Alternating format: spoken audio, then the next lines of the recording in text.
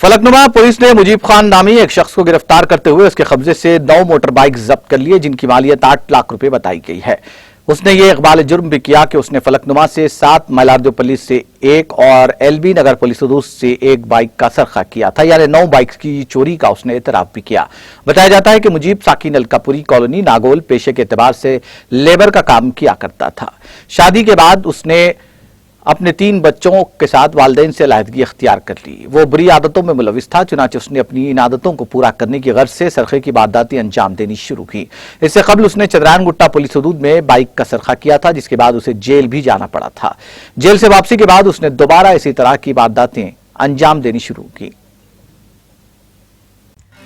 नाज़रीन, हमारे TTV news को सब्सक्राइब करें, बेल आइकॉन को प्रेस करें, शेयर करें और लाइक करना ना भूलें। और किसी भी एडवर्टाइजमेंट के लिए हमारे इस नंबर पर कांटेक्ट करें। हमारा नंबर है 9550102020 पर।